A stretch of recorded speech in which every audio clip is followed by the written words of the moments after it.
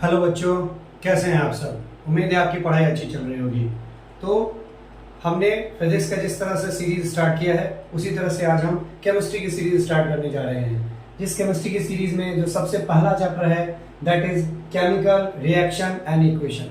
Class 9th में आपने valency पढ़ाई किया था। वैलेंसी बहुत ज़रूरी है। वैलेंसी जिनके पास भी अगर वैलेंसी में समझने में कोई दिक्कत आ रही है, वैलेंसी निकालने के लिए कोई प्रॉब्लम आ रही है, तो आप चिंता बिल्कुल मत कीजिएगा। मैं उसके लिए अलग से एक वीडियो अपलोड करूंगा क्लास 9th के सेक्शन के लिए भी और 10th के सेक्शन के लिए भी। और उस वीडियो को आप आराम से अच्छे से देखेंगे ताकि आपको वैलेंसी निकालना भी आ जाए, समझना भी आ जाए। तो अब जिनको आता है उनके लिए तो बहुत अच्छी बात है। फिर भी जो छोटी छोटी चीज़ें हैं जो इंट्रोडक्टरी में मैं आज आपको समझाऊंगा, आप उसको समझेंगे। उसके लिए वैलेंसी की ज़्यादा ज़रूरत नहीं होती है। चलिए तो स्टार्ट करते हैं। तो केमिकल रिएक्शन इन इक्वेशन जानने से पहले हमने क्लास 6, 7, 8 स्पेशली 6 और 7 में हमने एक वर्ड पढ़ा था, फिजिकल एंड केमिकल चेंज, जिसको समझना बहुत जरूरी है। सबसे पहला है physical change. Physical change, change का मतलब बदलाव, और फिजिकली का मतलब एक ऐसा बदलाव जिसको हम रिवर्स कर सकते हैं। इसको रिवर्सिबल चेंज भी कहते हैं। एक ऐसा चेंज जिसको हम वापस उसी रूप में लेकर के आ सकते हैं। जब हम उस चेंज को वापस अपने रूप में लेकर के आएंगे, उस स्टेट में वापस लेकर के आ जाएंगे, that change will be the physical change. हम कह सकते हैं the change in which it regains its original form. तो देखिए, डेफिनेशन अलग अलग लोगों का अलग अलग तरह से हो सकता है, पर हर किसी का बेस सेम रहता है। तो एक ऐसा चेंज जो क्या करता है, अपना ओरिजिनल फॉर्म रीगेन कर लेता है। एबिलिटी है, कैपेसिटी है, जो भी आप समझ सकते हैं। जिस तरह से हर चीज के लिए अलग अलग पर्टिकुलर वर्ड है और वर्ड्स के कई कॉम्बिनेशन होते हैं, उस कॉम्बिनेशन को आप अपने अकॉर्डिंग समझ सकते हैं। तो एक ऐसा चेंज जो क्या करता है, रीगेन कर लेता है अपना फॉर्म, हम उसको कौन सा चेंज कहते हैं, फिजिकल चेंज कहते हैं। जैसे कि अगर मैं आपको अलग सेंस में कुछ एग्जांपल्स के साथ समझाऊं, तो मेरे पास ये आइस क्यूब बॉक्स है। इस आइस क्यूब बॉक्स में मेरे पास आइस है। अगर मैं इसको निकाल पाऊं तो अब इसके अंदर आइस क्यूब है। अब इसके अंदर जो आइस क्यूब है ये कौन से फॉर्म में है, सॉलिड फॉर्म में है। लेकिन इस गर्मी में जैसे ही मैंने इसको फ्रिज से निकाला है और आपको समझाने के लिए, तो अब ये कौन से फॉर्म में आ रहा है, धीरे धीरे लिक्विड फॉर्म में आ रहा है। और इसका नेचुरल फॉर्म जो है, जो मैंने इसको डाला और इसको फ्रीज किया, तो अब ये ओरिजिनल फॉर्म किसमें था, लिक्विड में ही था। लेकिन ये धीरे धीरे किस फॉर्म में आ गया, सॉलिड फॉर्म में आया। आप इसको देख सकते हैं। अब ये सॉलिड जो है आप मेरे हाथों में देख सकते हैं कि धीरे धीरे ये ड्रॉपलेट फॉर्म में आ रहा है। तो ये अपना पोजीशन जो रीगेन कर रहा है, इस फॉर्म को हम क्या कहेंगे, इस चेंज को क्या कहेंगे, फिजिकल चेंज कहेंगे। एक दूसरे एग्जांपल में हम समझ सकते हैं। मेरे पास कई और एग्जांपल्स बताने के लिए आपके पास है। मेरे पास एक हॉट ग्लू है, छोटा सा, कहीं से बचा था, मैंने आपको समझाने के लिए लेकर के आया हूँ। और एक ये गैस को जलाने के लिए, गैस को ठीक है बर्न करने के लिए एक इक्विपमेंट है। इसको जैसे ही आप ऑन करेंगे, अब ये फायर कर रहा है। फायर करने के बाद जैसे ही आप इसको इसके ऊपर रखेंगे, तो जैसे ही हम इसको इसके ऊपर रख रहे हैं, अब ध्यान से देखेंगे आप, अब ये क्या कर रहा है, बर्न हो रहा है। बर्न होने के बाद आप ध्यान दीजिए, ध्यान दीजिए कि अब ये क्या कर रहा है, इसने वाटर ड्रॉपलेट किया। ये देखिए, ये वाटर ड्रॉपलेट। अब ये कौन सा चेंज है, ये फिजिकल चेंज है, क्योंकि ये जो लिक्विड है, ये लिक्विड सूखने के बाद, अब ध्यान से देखिए, क्लोजली ऑब्जर्व करें, आपको समझ में आएगा। मैं बेस्ट से बेस्ट कोशिश कर रहा हूं आपको किसी भी टॉपिक को इन डिटेल समझाने की, कि एक बार देखने के बाद आपको दोबारा या बार बार समझने की जरूरत नहीं पड़ेगी। तो इस चेंज को हम क्या कहेंगे, फिजिकल चेंज। क्यों, क्योंकि इसे हम वापस से एक ग्लू बना सकते हैं और फिर उसे बर्न करेंगे, फिर ये पिघलेगा। Same just like a candle. Candle में भी हम क्या करते हैं, वही काम करते हैं। कैंडल को भी बर्न करते हैं, कैंडल में जो मोम है वो पिघलता है, फिर उसको वापस में हम रिगेन कर सकते हैं। तो आई होप आपको ये टॉपिक समझ में आया होगा, दैट इज फिजिकल चेंज, दूसरा हमारे पास है केमिकल चेंज। इस फिजिकल को हम हटा करके यहां पर डाल रहे हैं केमिकल चेंज। ध्यान से समझिए, केमिकल चेंज। इस केमिकल चेंज में क्या होता है, न्यू सब्सटेंस फॉर्म होता है। क्या होता है, the change in which new substance will be form. एक ऐसा चेंज जिसमें न्यू सब्सटेंस बनेगा, नया सब्सटेंस बनेगा। जैसे अगर सुबह सुबह हमारे आप सबके लिए, हमारे घर में हमारी माँ जो है वो आटा को गूंथती है। अब वो आटा क्या है, रॉ फॉर्म में है, लेकिन जैसे ही आटे को हम क्या करते हैं, एक शेप दिया जाता है हमारी माँ के द्वारा, या हम भी बनाएंगे तो एक शेप दिया जाएगा, और जैसे ही हम उसको बेक करते हैं, पकाते हैं, तो जैसे ही हम उसको पकाते हैं वो क्या बन गया, रोटी बन गया। एक बार वो रोटी बन गया, फिर वो वापस दूसरे फॉर्म में नहीं आ सकता, पुराने अपने पोजीशन को रिगेन नहीं कर सकता, अपने पुराने रूप में नहीं आ सकता है। जैसे दूध है, ठीक है, दूध के जितने भी प्रोडक्ट होते हैं, एक बार दूध से दही बन गया, जब एक बार दूध से दही बन गया तो हम उसको वापस उस पोजीशन में लेकर के नहीं आ सकते, ना ही पनीर को लेके आ सकते हैं। यानी कोई भी प्रोडक्ट अगर दूध का है, अगर वो बन चुका है, कन्वर्जन हो चुका है, तो हम उसको वापस उस पोजीशन पे लेकर के नहीं आ सकते हैं। जैसे मेरे पास एक पेपर का छोटा सा टुकड़ा है, एक पेपर का छोटा सा टुकड़ा है, और मेरे पास वही लाइटर है और पेपर का छोटा सा टुकड़ा है, और मैं इसको क्या करूं, बर्न करूं। अब ये बर्न हो रहा है, अब जैसे जैसे ये बर्न हो रहा है तो ये क्या कर रहा है, अपना पोजीशन, अब ये एक बार बर्न हो गया, ध्यान से देखेंगे, अब ये एक बार बर्न हो चुका है, तो जैसे ही इसने बर्न कर लिया अपने आप को, अगर ये बर्न हो गया, तो जब ये बर्न हो गया तो इस पेपर ने अपना नेचर खत्म कर दिया, पूरी तरह से खो दिया।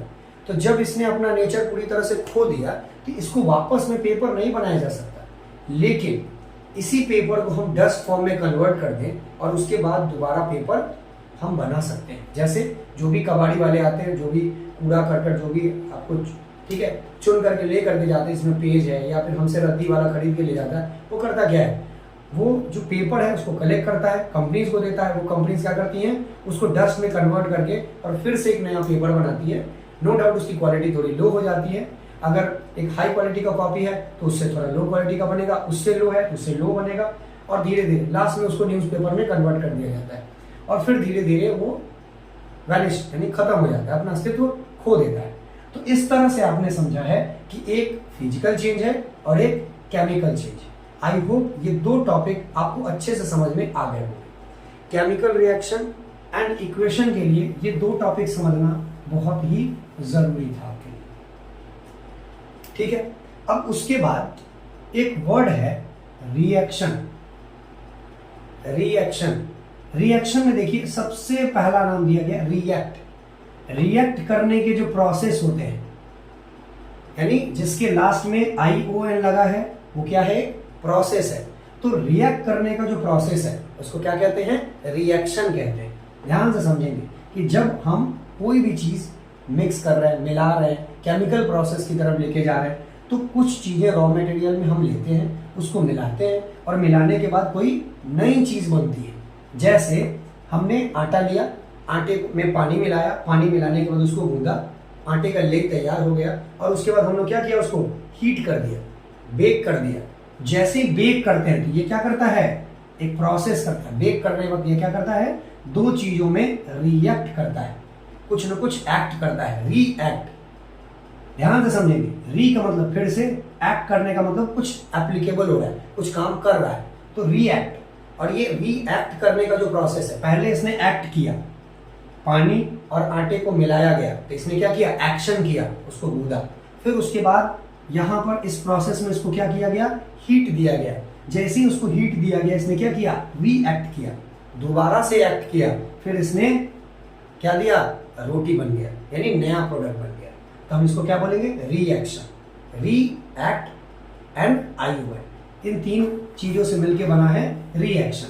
अब इस रिएक्शन के दो पार्ट होते हैं, आप समझे कि एक पुल है और इस पुल के इस तरह से पुल है, ठीक है। तो इधर वाला पार्ट जो है, जो हमारे लेफ्ट साइड में होता है दैट इज रिएक्टेंट, जो हमारे राइट साइड में होता है दैट इज प्रोडक्ट। और ये बीच में जो पार्ट है, ये जो बीच में पार्ट है, ये क्या करता है, रिएक्शन को कराने का, नहीं री को एक्ट कराने का, एक्शन को फिर से करने के लिए रेस्पॉन्सिबल होता है।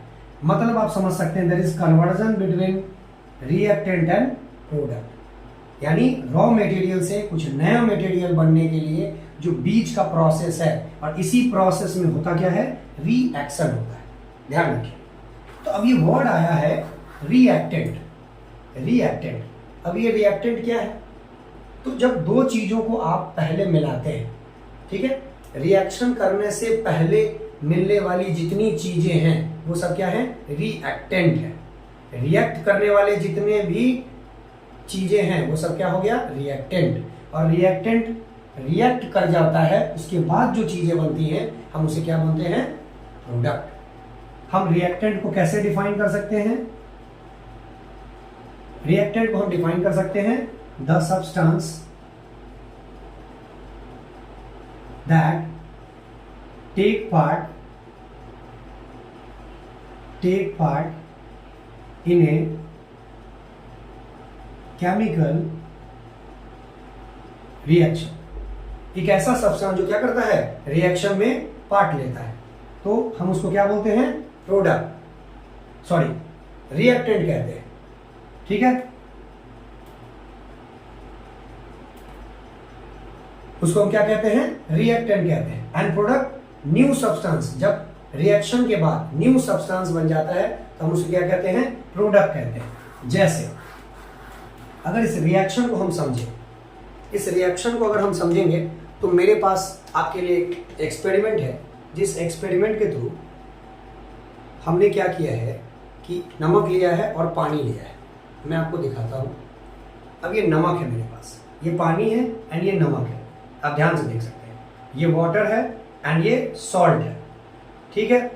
तो ये वाटर और सॉल्ट पहले क्या है, reactant, and water and salt क्या है, रिएक्टेंट। और हमने क्या किया, रिएक्टेंट को फिर से इस बीच के प्रोसेस को, जो एरो का प्रोसेस है, उस प्रोसेस के लिए हमने इसमें पुट कर दिया।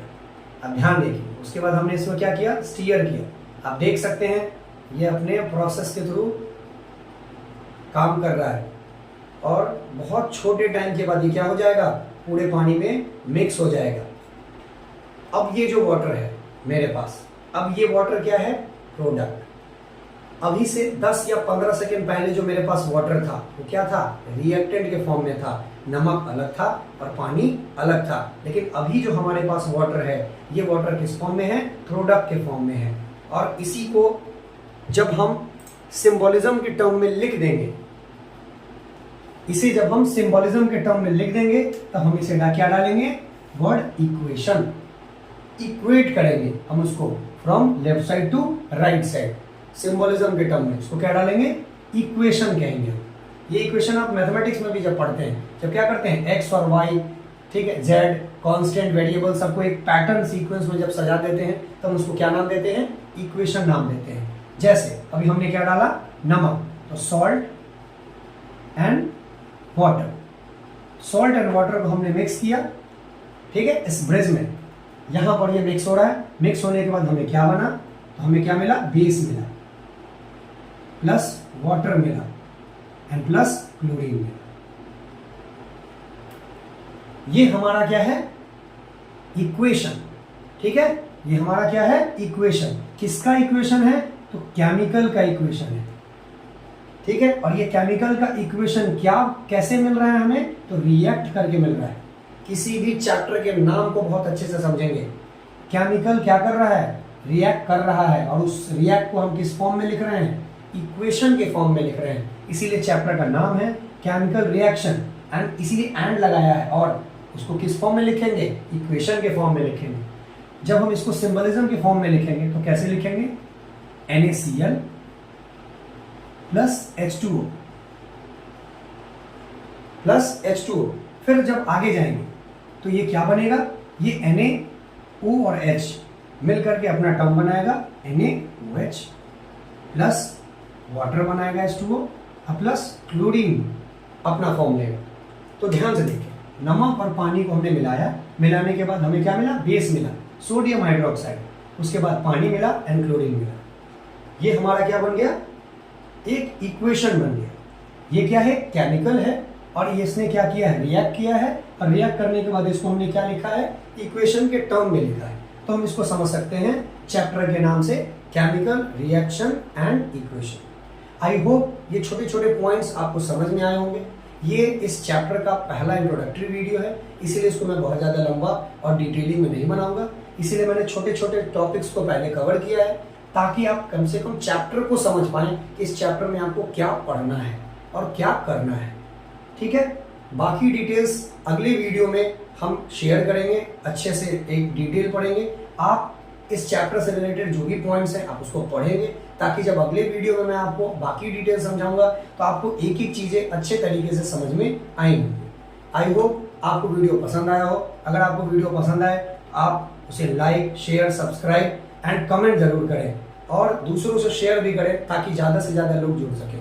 तब तक के लिए गुड बाय।